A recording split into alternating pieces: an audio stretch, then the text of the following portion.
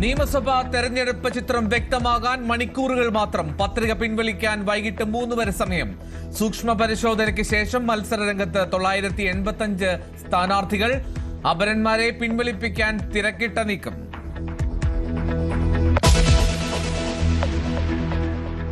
മഞ്ചേശ്വരത്ത് UDF-ന് ആശ്വാസം. SDPI സ്ഥാനാർത്ഥിയെ പിൻവലിക്കും. പാർട്ടി തീരുമാനത്തിൽ പ്രതിഷേധിച്ച് രാജിവെക്കുന്നതായി സ്ഥാനാർത്ഥി KM അഷ്റഫ്.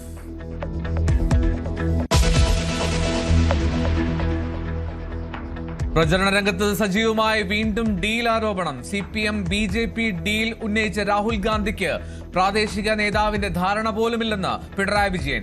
മോദിയുടെയും അമിത്ഷായുടെയും ഗുഡ് ബുക്കിൽ കയറാൻ മുഖ്യമന്ത്രിയുടെ ശ്രമമെന്ന് VD സതീശൻ. വട്ടിയൂർക്കാവിലും ഡീൽ വിവാദം.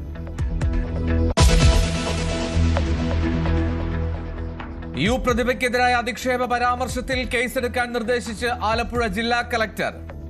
നടപടി തെരഞ്ഞെടുപ്പ് കമ്മീഷന്റെ ഇടപെടലിനെ തുടർന്ന്. സൈബർ ആക്രമണം നടക്കുന്നുവെന്ന പ്രതിഭയുടെ പരാതി. ലീഗ് നേതാവിന് മനോവൈകൃതമെന്ന് മുഖ്യമന്ത്രി. ലീഗ് നേതാവിനെതിരെ നടപടിയെടുത്തുവെന്ന് പ്രതിപക്ഷ നേതാവ്.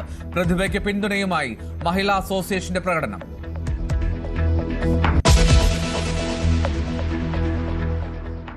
തെരഞ്ഞെടുപ്പിൽ കത്തോലിക്ക സഭയുടെ നിലപാട് നിർണായകം. സഭ പിന്തുണയ്ക്കുമെന്ന പ്രതീക്ഷയിൽ കേരള കോൺഗ്രസുകൾ. സഭയുടെ ആശങ്കകളെല്ലാം പരിഹരിച്ചുവെന്ന ജോസ് കെ മാണി. തെരഞ്ഞെടുപ്പ് തട്ടിപ്പെന്ന് തിരിച്ചടിച്ച് ജോസ് ഗ്രൂപ്പ്. പരസ്യ നിലപാട് സ്വീകരിക്കാതെ സഭാ നേതൃത്വം.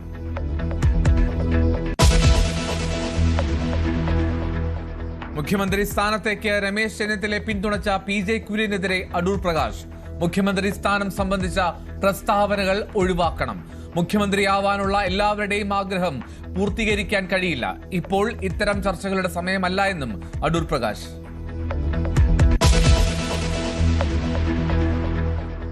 ശബരിമല കൊടിമര പുനഃപ്രതിഷ്ഠയിൽ ക്രമക്കേടില്ല.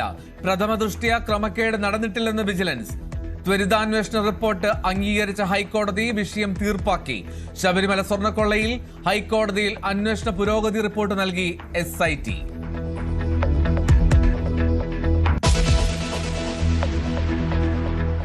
പാണക്കാട് സാദിഖ് അലി തങ്ങളെ അപകീർത്തിപ്പെടുത്തുന്ന ദൃശ്യങ്ങൾ പുറത്തുവിട്ടതിനു പിന്നിൽ ബ്ലാക്ക് മെയിലിംഗ് എന്ന് പോലീസ്. ഭീഷണിപ്പെടുത്തി 15 കോടി രൂപ ആവശ്യപ്പെട്ടു. കാപ്പ കേസ് പ്രതിയായ പെരിന്തൽമണ്ണ സ്വദേശി മുഹമ്മദ് റോഷനായി തെരച്ചിൽ. പ്രതിയുടെ ഫോട്ടോ പുറത്തുവിട്ട പോലീസ്.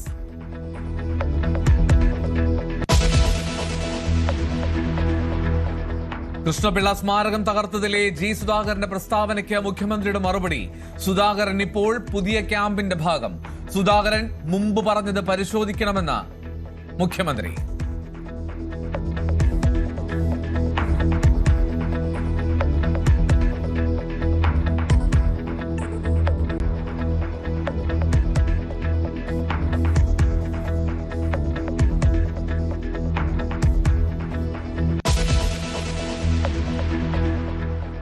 കൊച്ചി വ്യവസായ മേഖലയിൽ വൻ തീപിടുത്തം. ഒരാൾ മരിച്ചു. തീപിടിച്ചത് പാതാളം PG ലുബ്രിക്കൻസിൽ. തീയണയ്ക്കാനുള്ള ശ്രമം തുടരുന്നു.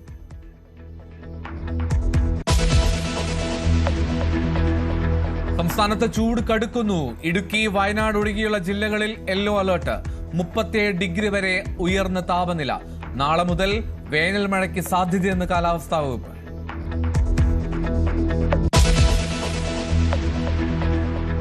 പശ്ചിമേഷ്യയിൽ സംഘർഷം രൂക്ഷം. അബുദാബിയിൽ ഇറാൻ മിസൈൽ ആക്രമണത്തിൽ 2 മരണം. ഇസ്രായേലിൽ ഇറാന്റെ ആക്രമണം. ലെബനനിൽ ഇസ്രായേൽ ആക്രമണം തുടരുന്നു.